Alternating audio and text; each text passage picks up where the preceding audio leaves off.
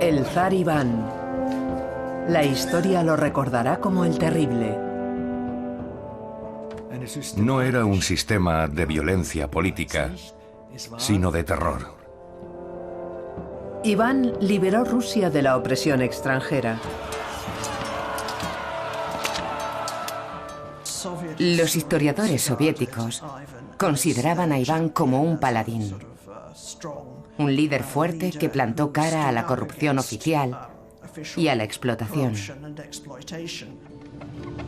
Iván IV, gran príncipe de Moscú y primer zar de Rusia por la gracia de Dios. ¿Un loco? ¿Un sádico?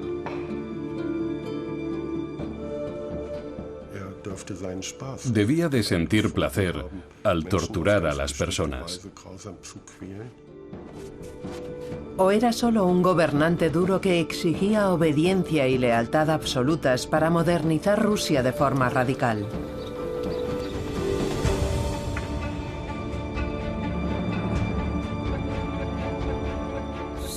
Ese hombre era un intelectual. Para su época, un intelectual de alto nivel. Iván el Terrible.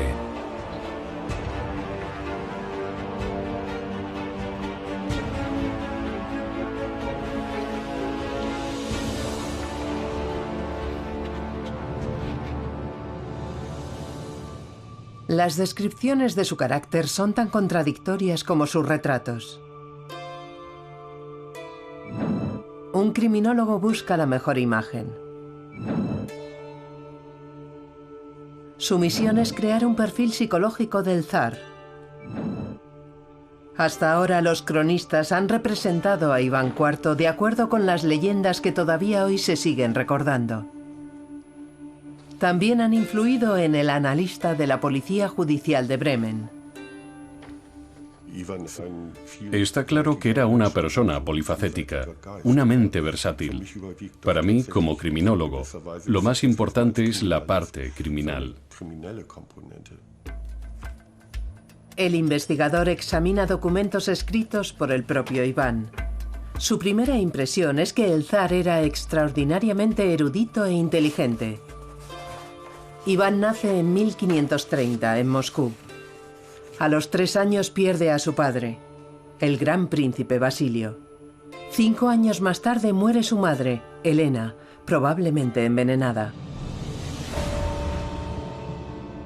Tras la muerte de su madre, la nobleza gobierna en nombre del huérfano Iván. El deber de los boyardos es protegerlo. Pero en realidad lo maltratan.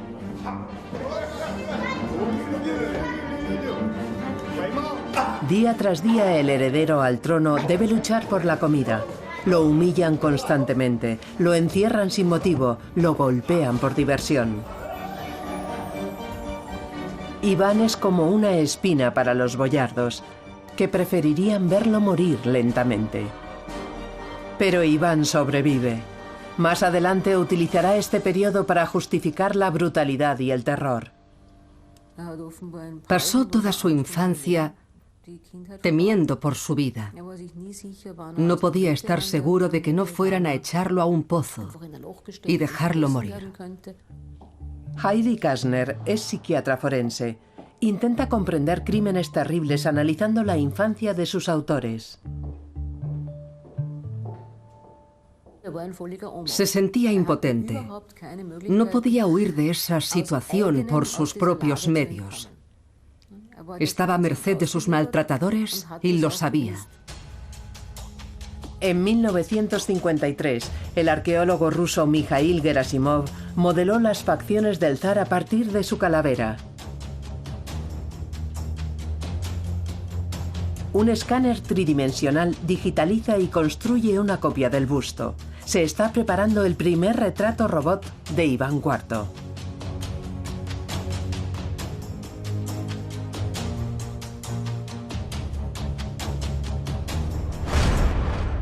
«400 años después, los expertos pueden mirar a la cara al terrible zar.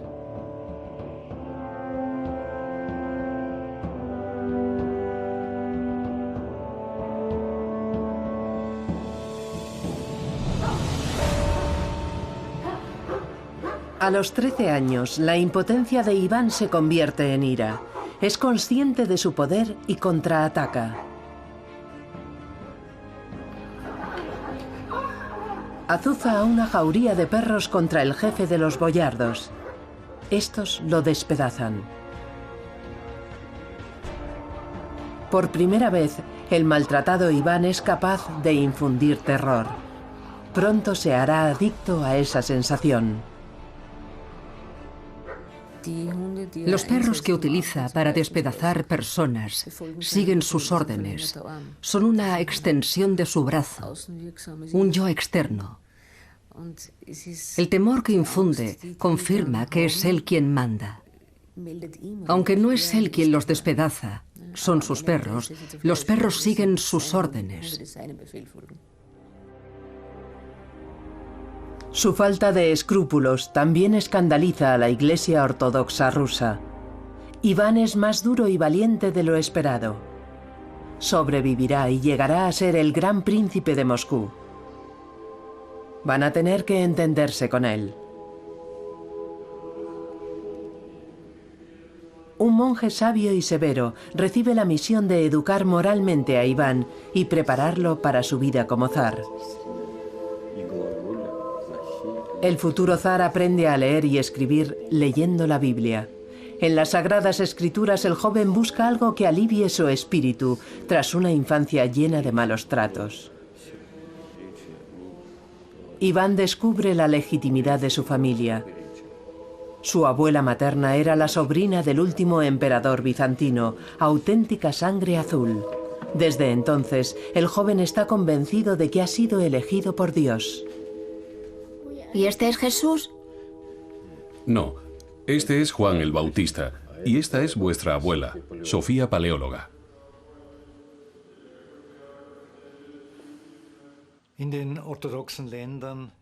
En los países ortodoxos, la cooperación entre el gobernante y el cabeza de la Iglesia siempre ha sido especialmente cercana. Ambos se necesitan y se benefician mutuamente, pero, y esto es esencial, el soberano es el más importante. Esta es la principal diferencia con la Iglesia Católica Romana, donde el Papa es un poder independiente.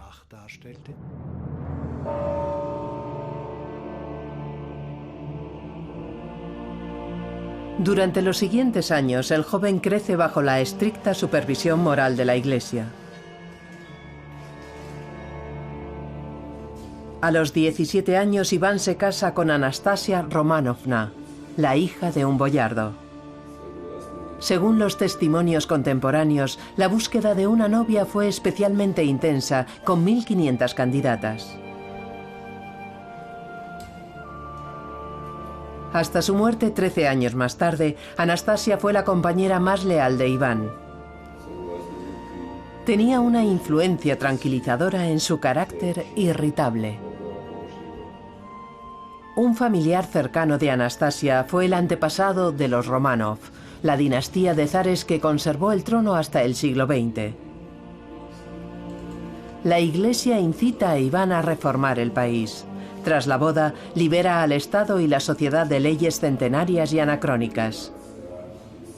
Con Iván y Anastasia, Rusia entra en una nueva era.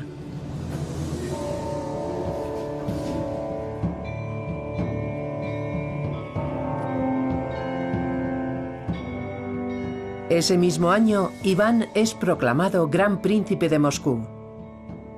Es el primer gran príncipe en adoptar el título de zar del Imperio ruso. De acuerdo con la tradición bizantina, sobre él llovieron monedas de oro. Ahora Iván debe hacer algo grande para consolidar su poder. Los principados rusos llevan más de 3 siglos sometidos a los jinetes mongoles. Una y otra vez, los musulmanes destruyen ciudades y pueblos y saquean sus iglesias. Una victoria sobre los mongoles convertirá a Iván en un héroe, pero necesita un truco para sorprender al enemigo.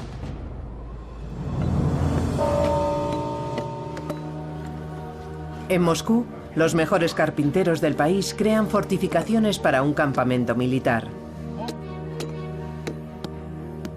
Son muy fáciles de desmontar y montar en otro lugar.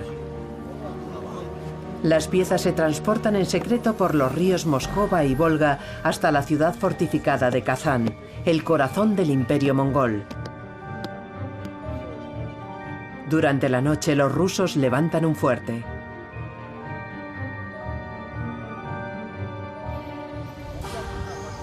Los ataques mongoles no consiguen evitar que Iván construya una posición de combate segura. El esfuerzo ha valido la pena. Iván da la orden de ataque.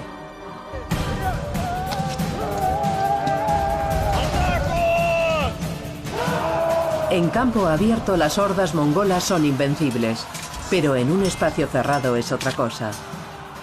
Encerrados entre la ciudad y el río, no consiguen desarrollar su potencia habitual, tal y como Iván había planeado.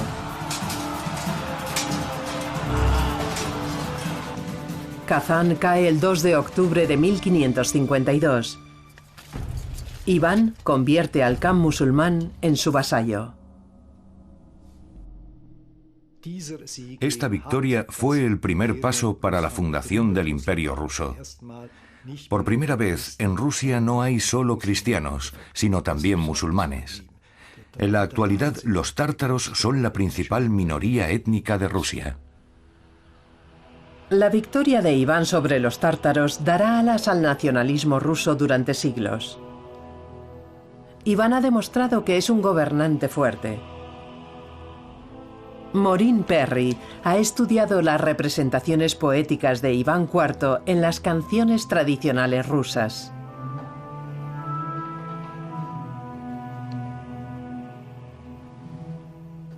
Para los campesinos, el zar es una fuerza positiva, aunque sea autocrático y poderoso, pues está de su parte contra los funcionarios corruptos y los nobles decadentes. En el siglo XIX, el compositor Modest Mussorgsky dedicó un aria al zar Iván en su ópera Boris Godunov. 300 años después, sigue siendo el zar bueno. Es sorprendente que alguien como Iván el Terrible tenga esa reputación. El sobrenombre de El Terrible indica que no era muy apreciado, ni por los historiadores, ni por los intelectuales rusos. Como agradecimiento por la ayuda de Dios en la conquista de Kazán, Iván construye una iglesia en Moscú. Iván era un hombre religioso. Todo lo que sabemos de él apunta en esa dirección. La victoria también le dio confianza. Iván se siente poderoso, como un emperador romano. Un monje lo advierte contra la arrogancia y establece un paralelismo con la caída del Imperio romano. La primera Roma cayó. La segunda Roma también cayó por sus pecados y por los errores del emperador bizantino. Moscú es la tercera Roma, la definitiva. Ya no habrá otra. Esta ideología tiene sus consecuencias. El autocrático Iván solo se siente responsable ante Dios. En la primera mitad de su reinado moderniza las leyes y la administración. Es implacable con la corrupción, crea un parlamento de nobles y se rodea de amigos que lo aconsejan. Pero ya hay indicios del fenómeno que lo hará famoso. Ve traiciones por todas partes. Sus juicios son radicales y sangrientos. La mera sospecha es suficiente. Quien lo traiciona viola la sagrada voluntad de Dios y es condenado a muerte. Los investigadores forenses suelen trabajar para descifrar los motivos de los asesinos en serie. El caso de Iván el Terrible parece evidente.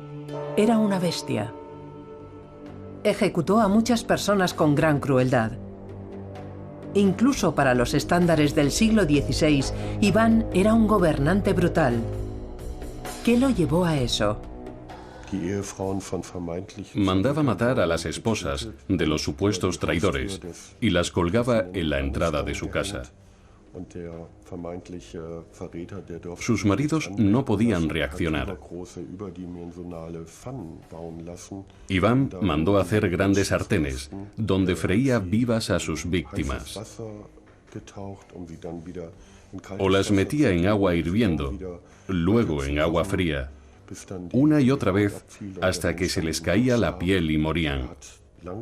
También se dice que cortó en rebanadas a algunos prisioneros. Esta última tortura llama la atención del investigador. Es lo que se conoce en criminología como mutilación. Diferenciamos entre mutilación defensiva, ofensiva y agresiva. En el caso de Iván veo dos motivos. Por una parte, hay mutilación agresiva incitada por la furia y el odio contra otras personas y que se manifiesta en esa terrible tortura. Por otra parte, es posible que obtuviese placer sexual al realizarlo muy lentamente. A pesar de su poder casi ilimitado, son los traumas de su infancia los que dictan su pensamiento y sus hechos.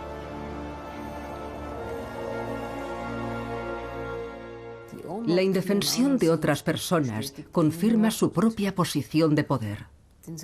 Ya no es el dolor de las víctimas lo que anima al sádico, sino la reacción al dolor que él les causa. Eso es lo importante. La adicción está en oír: tengo miedo de vos, estoy sufriendo, y solo vos podéis cambiarlo.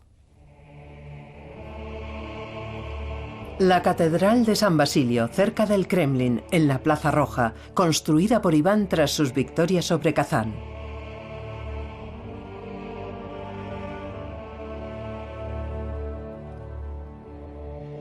Aquí, hacia 1940, otro déspota descubrió su simpatía por el temido zar.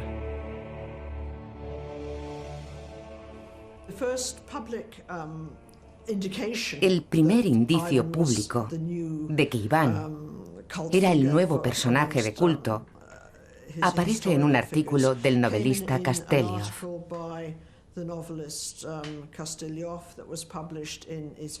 Se publica en Izvestia, un diario de alcance nacional, un periódico que representaba la opinión oficial. Stalin ordena rodar una película que presente a Iván de forma que favorezca sus intereses.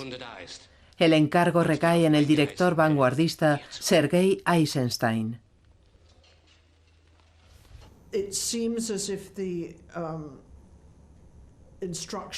Parece que Eisenstein recibió instrucciones vagas.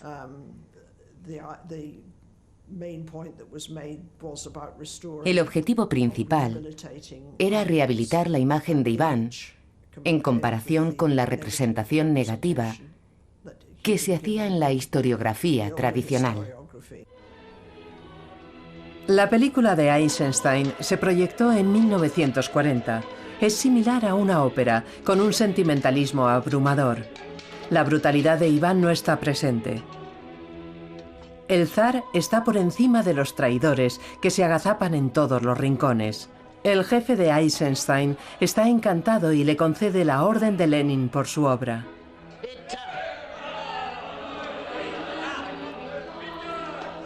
Nadie se sorprende por la simpatía que el dirigente comunista siente por el rey. El paralelismo entre ambos tiranos es evidente.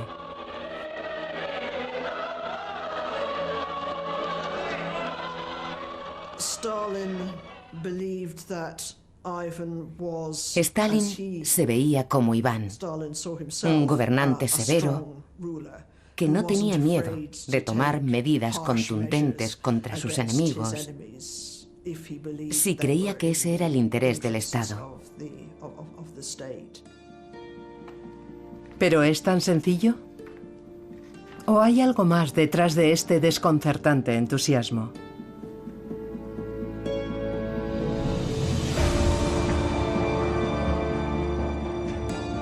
Iván tiene éxito y el pueblo lo adora. Antes tenía que contar con la Iglesia y con el Parlamento de nobles, pero ahora quiere el poder absoluto para poder aplicar reformas importantes. Una nobleza de servicio formará la base de la nueva administración nacional, que actúa en favor del gobernante. Para atraer a los nobles necesita con urgencia tierras para feudos, y para eso deberá limitar el poder de los boyardos. En torno a 1560, su esposa y confidente Anastasia cae gravemente enferma. Ningún médico puede ayudarla. Iván sospecha que la han envenenado y culpa a los poderosos príncipes de su imperio.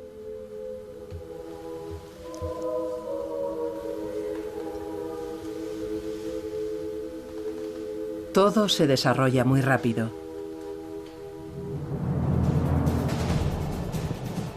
Los tártaros se rebelan. Al sur, Astracán se alía con los tártaros de Crimea y moviliza sus fuerzas contra Rusia. Iván envía a sus cosacos. La resistencia es difícil de vencer, así que Iván quema la capital y expulsa al Khan.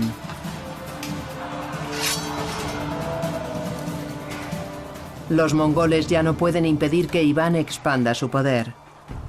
El camino a Siberia está libre.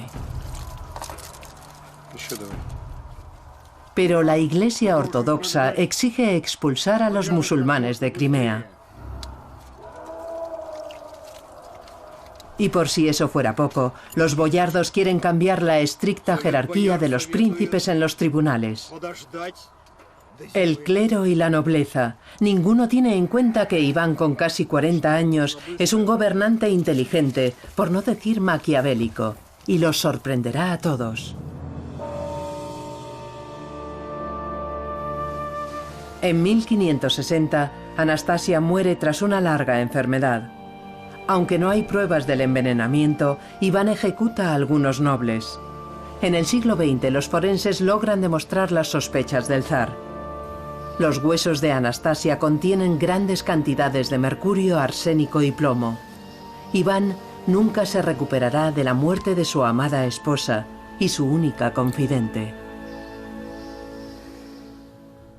Presentaba cierta empatía con otras personas en sus sentimientos hacia su primera esposa. Era la única persona de la cual no sospechaba. Debía de confiar en ella ciegamente, pues siempre se describe su comportamiento amoroso y afectivo con ella. Después de su muerte, el carácter del zar empeoró. La pérdida debilita a Iván y el dolor dura 3 largos años. Entonces hace algo que resulta incomprensible para sus contemporáneos. En diciembre de 1563, el zar decide abandonar la corte. Los tesoros más importantes se cargan en trineos.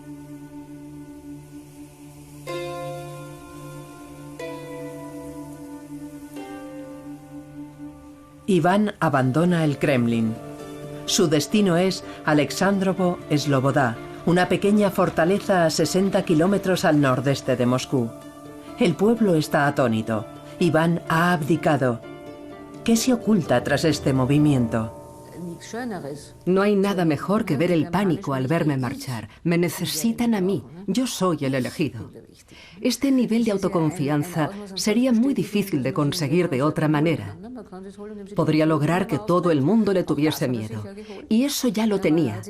Pero también podía hacer cundir el pánico si amenazaba con marcharse de repente.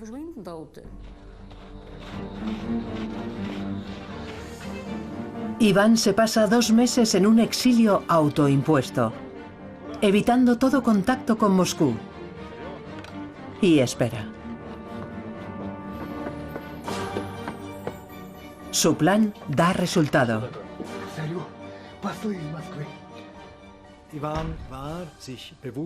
Iván sabía que Rusia, que la élite rusa, no podía concebir un imperio sin zar.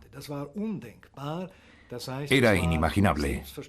Así que era obvio que los moscovitas Los nobles y los gobernantes locales le pedirían que volviese. Una delegación de religiosos, nobles y ciudadanos partieron hacia Alexandrovo. Cubrieron los 60 kilómetros de distancia en solo 2 días en pleno invierno. Los historiadores contemporáneos y posteriores han propuesto muchas teorías sobre el exilio de Iván. Dolor por la pérdida de su amada esposa, decepción por la traición en la corte. Hoy, la opinión casi unánime es que se trató de una representación teatral muy bien calculada. Los suplicantes están casi desesperados. Ruegan al zar que no les deje desprotegidos.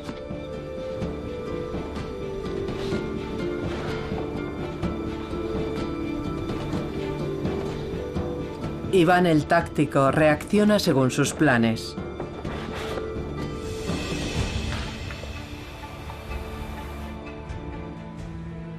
Como justificación para lo que van a sufrir Rusia y su pueblo, Iván vuelve una y otra vez a los traumas de su infancia.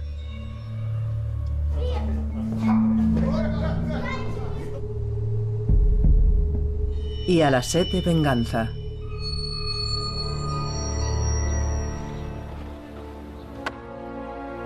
La respuesta ya está preparada. Iván les asegura que no los abandonará.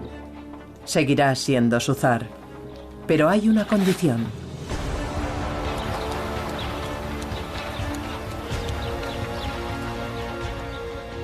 El zar tendrá más poder que antes, así como grandes extensiones de tierra. Iván está seguro de que aceptarán.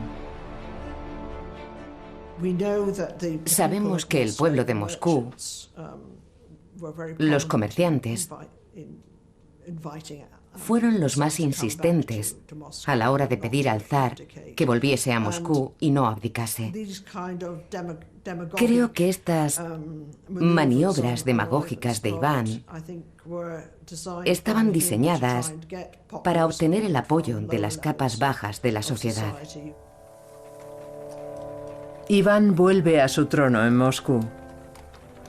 Como monarca absoluto, empieza a dar forma a su imperio. Su nueva guardia, los Oprichniki, destituirá a la nobleza y administrará sus tierras y sus propiedades.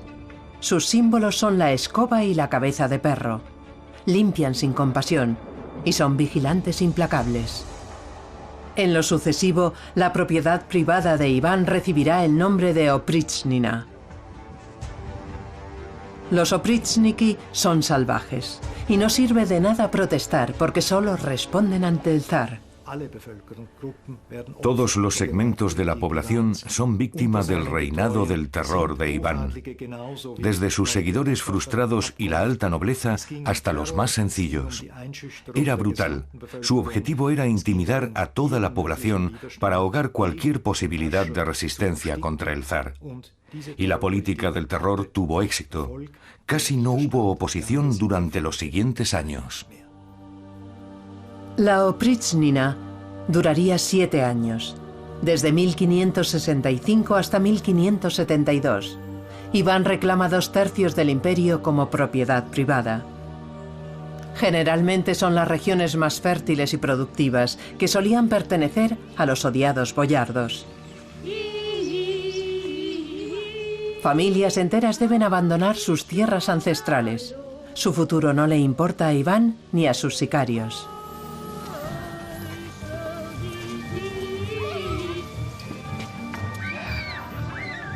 El ejército privado del zar contaba con 1500 efectivos. Para ser oprichnik era imprescindible no haber tenido nada que ver con los boyardos en el pasado. Los soldados vivían en comunidades separadas y reguladas, como los monjes, y no podían tener relación con el exterior.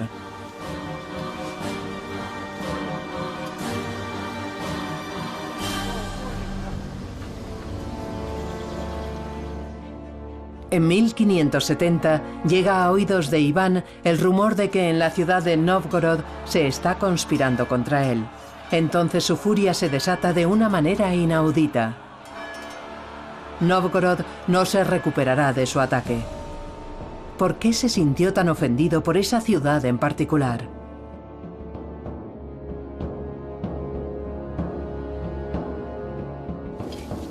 Los habitantes de Nóvgorod podían hacer algo que para la Rusia agraria representaba un trabajo especializado.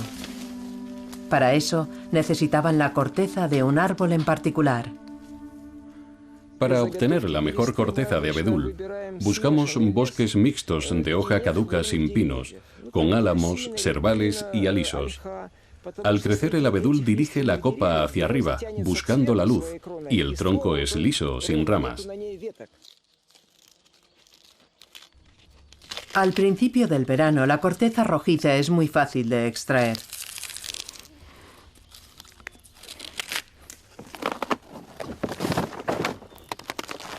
La corteza de abedul es un buen material para trabajar. Antes se extraían grandes cantidades que se utilizaban para producir alquitrán o como lubricante. La corteza de abedul también es un buen aislante que se utiliza en tejados y en los cimientos de las casas. Es imposible hacer cimientos enterrados en este terreno tan húmedo. La corteza de abedul también se utiliza para escribir. En esta ciudad incluso los niños aprendían a leer y escribir, un privilegio de valor incalculable.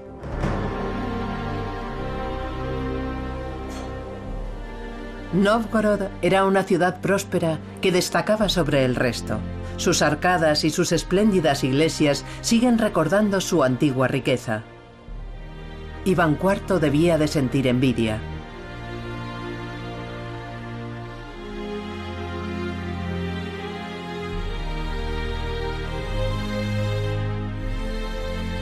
En la actualidad, Nóvgorod es un tesoro para los arqueólogos. Desde la caída de la Unión Soviética se han realizado excavaciones en una pequeña zona sin edificar. Los arqueólogos han encontrado documentos escritos en corteza de abedul que dan fe del rutilante pasado de la ciudad. El arqueólogo Sergei Troyanov dirige la excavación. Aquí tenemos un clima muy duro. El lago cercano indica que la ciudad recibe muchas precipitaciones y el agua impide el contacto con el oxígeno. Como todos los edificios de madera y los vertederos estaban llenos de agua, los restos antiguos están bien conservados. También la corteza de abedul, el cuero y los materiales orgánicos. Los artefactos demuestran que Nóvgorod fue rica y poderosa. Los grandes príncipes de Moscú no tenían mucha influencia aquí. ¿Por qué era Nóvgorod tan independiente? ¿De dónde venía la riqueza que le permitía tanta libertad? Los documentos escritos en corteza de abedul nos dan una respuesta y nos indican por qué Iván odiaba esta ciudad privilegiada. El terreno pantanoso no era apto para la agricultura, la actividad predominante en el resto del imperio.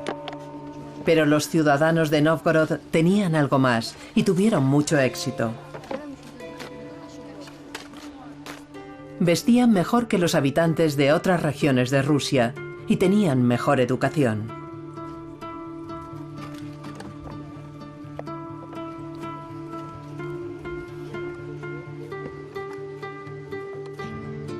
Muchos gremios de mercaderes construyeron iglesias cerca del río, desde donde pedían ayuda a Dios para sus negocios.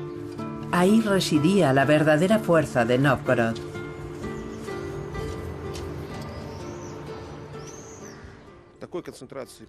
Los numerosos documentos en corteza de abedul nos muestran que Nóvgorod comerciaba con países lejanos. Sus mercaderes tenían buena relación con Europa y no prestaban mucha atención a Moscú.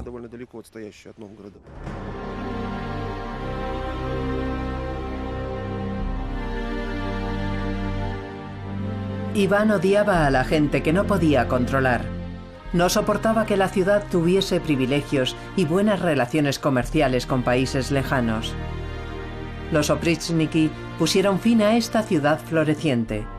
Novgorod es un símbolo de la ruina económica que el reino del terror de Iván trajo sobre Rusia. El reinado de Iván IV suele dividirse en dos periodos: el de reformas, hasta 1560, y el periodo de terror que comenzó a partir de ahí. ¿Iván extendía el terror por placer? ¿Solo porque era un sádico? Es una exageración.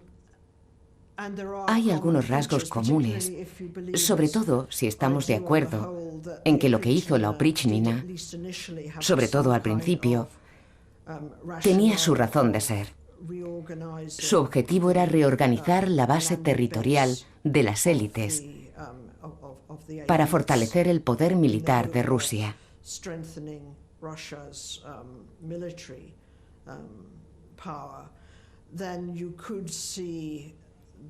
De ese modo, el proyecto es coherente con algunas de las medidas de reforma de la década de 1550.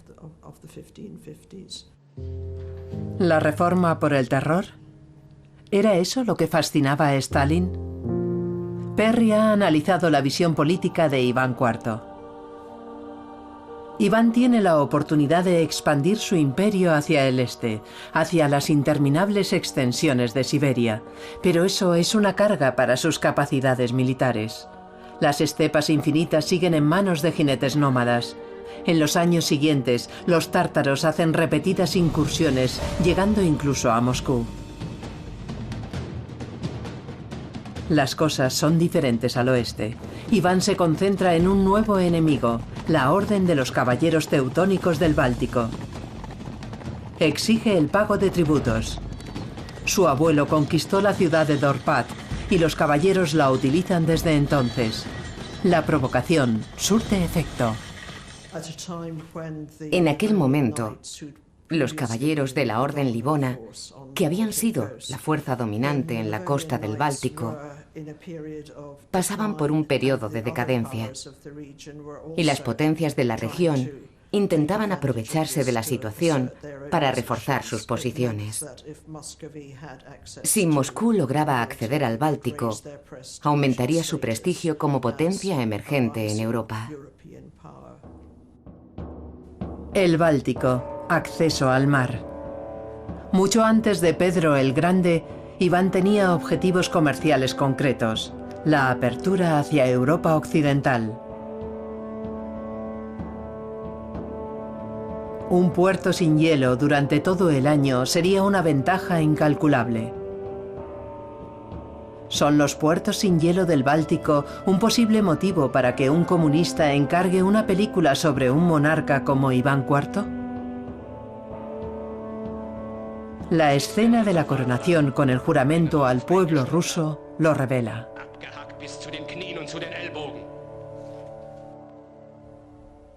Controlamos el curso alto de nuestros ríos, el Volga, el Vina, el Volchov. Sin embargo, los estuarios están en manos extranjeras. Nos arrebataron la tierra de nuestros ancestros, nuestro solar ancestral. Por eso hoy recibo la corona como soberano de esas tierras rusas que, para desgracia nuestra, sufren bajo el dominio extranjero. La película en dos partes de Sergei Eisenstein es pura propaganda. El pacto entre Hitler y Stalin da al dictador carta blanca para anexionar los estados bálticos, pero Stalin todavía era marxista, y muchos de sus asociados también eran marxistas. Por lo tanto, no iban a admitir que querían tomar los estados bálticos porque habían formado parte del imperio y ellos eran los sucesores del zar. Sobre todo teniendo en cuenta que los bolcheviques siempre habían condenado las actitudes imperialistas y colonialistas del imperio. La película deja claro a ojos del pueblo que el Báltico ha sido ruso desde la antigüedad. Solo estamos recuperando lo que es nuestro. y se abrirá un camino hacia el este. Hay un paralelismo con los movimientos de Stalin hacia el Báltico para recordar al pueblo que los intereses de Rusia en el Báltico se remontan a la época de Kiev y que también Iván los había manifestado. En 1940, Stalin consiguió sus puertos libres de hielo al anexionar los estados bálticos de Estonia y Lituania. Stalin logró lo que Iván no pudo mantener a largo plazo.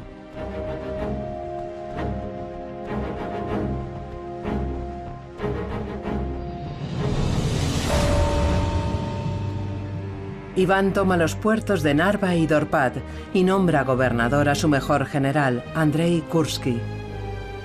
Pero su éxito militar no dura mucho. La Orden Teutónica recibe la ayuda de sus aliados, principalmente Suecia y Polonia-Lituania. Los caballeros teutónicos llevan casi 500 años gobernando esa región. Iván confía en la fortaleza de su amigo Kursky. En Estonia y Lituania aparecen los primeros panfletos en alemán que ponen a la opinión pública en contra de Iván. Los precursores de la actual prensa sensacionalista intentan superarse en sus retratos de la brutalidad de Moscú. La imagen de los rusos como bárbaros se extiende como la pólvora.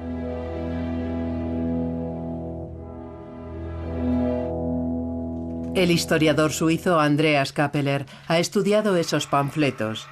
A ellos debemos la imagen de Iván IV que todavía sigue vigente. Es una descripción influenciada por los países vecinos, Livonia, Polonia, Lituania y en parte Suecia, que la utilizan como propaganda contra Rusia. El retrato dura mucho tiempo y la imagen negativa de Iván se consolida. Tras sus victorias iniciales, Iván regresa a Moscú y deja la guerra en manos de su confidente y amigo Kursky. Pero el militar le causa una amarga decepción. Kursky deserta al enemigo, las tropas aliadas de Polonia y Lituania.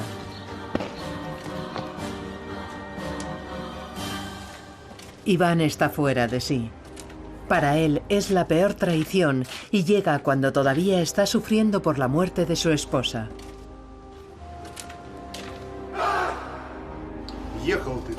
Sus cartas reflejan sus sentimientos. Iván acusa a Kursky de decepcionar y abandonar a un amigo, pero también al gobernante que Dios ha elegido para Rusia.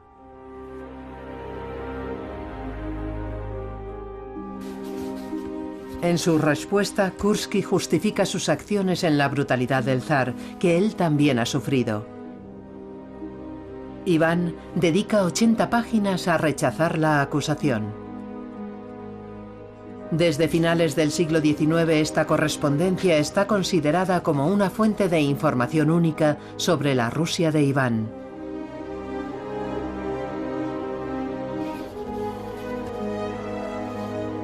En la década de 1970 surgieron dudas sobre la autenticidad de estas cartas. Yo también tengo mis dudas, aunque solo sea porque sería muy raro que un soberano escribiese a un noble caído en desgracia para justificar su legitimidad. Por otra parte, Iván nunca se expresó en tanta extensión. Según esta teoría, la correspondencia entre Iván IV y Kursky nunca tuvo lugar. Sin embargo, las cartas encajan con los relatos de los testigos contemporáneos y confirman los prejuicios de su tiempo. En conjunto, los panfletos y las cartas han logrado que el nombre del zar Iván IV vaya seguido por el sobrenombre de El Terrible. El nombre El Terrible se popularizó en el siglo XVIII. Es una mala traducción de la palabra rusa Grozny, que significa estricto, pero no tiene una connotación negativa. Cada época crea el imaginario que necesita. A diferencia del revolucionario Lenin, cuya estatua sigue adornando muchas ciudades rusas, Iván IV se convirtió en el prototipo del tirano brutal tras la caída de Stalin. Durante la glasnost de Gorbachov, los historiadores liberales de la oposición querían ir más allá en su identificación de Stalin con Iván el Terrible para deslegitimarlo. La imagen negativa de Iván se había convertido en una forma muy eficaz de condenar a Stalin.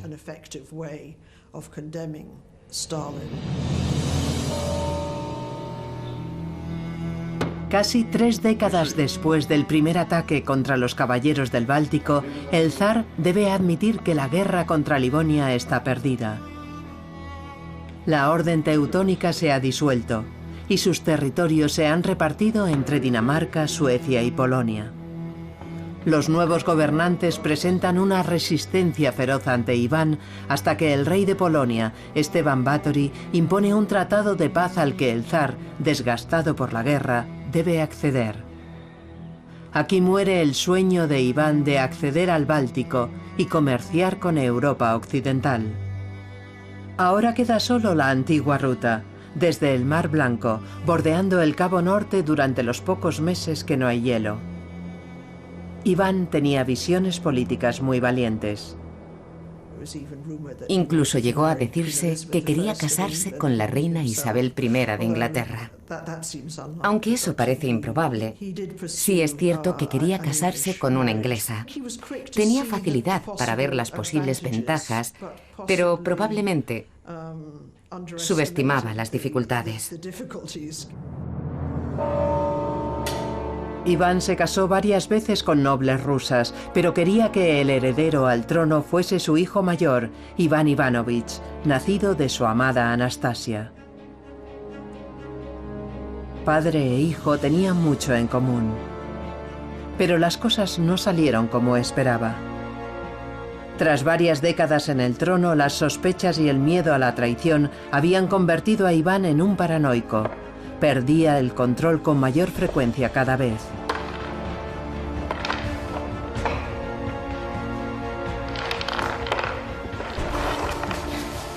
¿Se volvió loco en la vejez, como suponían muchos de sus contemporáneos?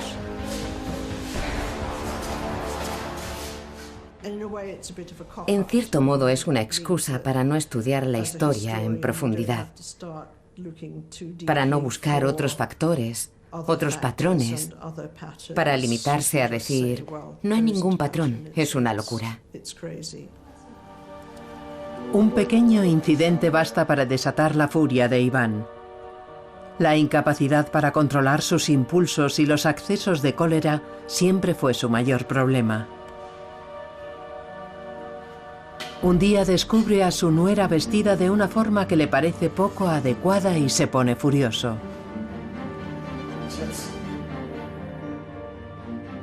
Iván Ivanovich defiende a su esposa frente a su padre.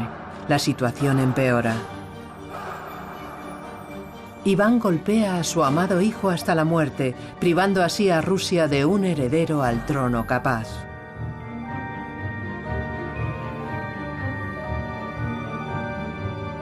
En aquel momento, Iván no sabe que ha asestado un duro golpe a sus súbditos y que ha destruido gran parte de sus propios logros.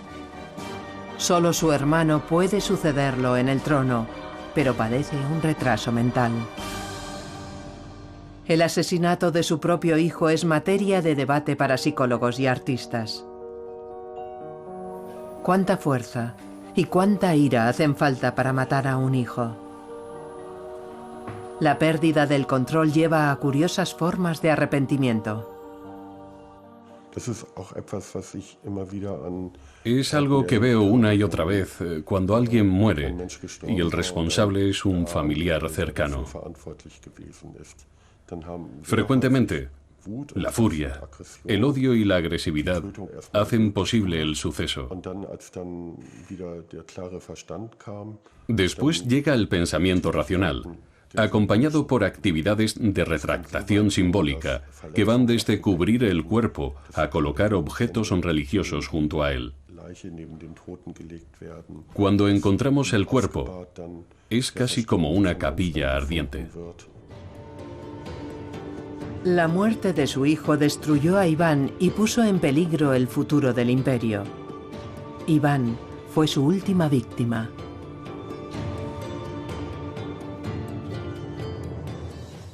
No fue una forma de agresión con la que pudiese vivir fácilmente, porque había perdido el control, y el control era fundamental para él.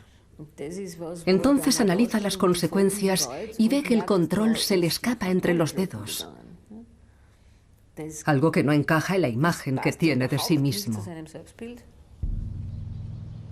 Iván muere 3 años más tarde. El niño atormentado se ha convertido en un déspota. Su heredero es débil. Los boyardos no tardan en hacerse con el poder y su interminable lucha por la supremacía en Rusia reduce el país al caos y la confusión. La travesía del desierto no terminará hasta la llegada de Pedro el Grande, 200 años más tarde. El zar Pedro logra lo que Iván había soñado y destruido con su brutalidad y su locura: modernizar y estabilizar Rusia. Y construye el puerto del Báltico, por el que Iván había luchado en vano durante 30 años. San Petersburgo.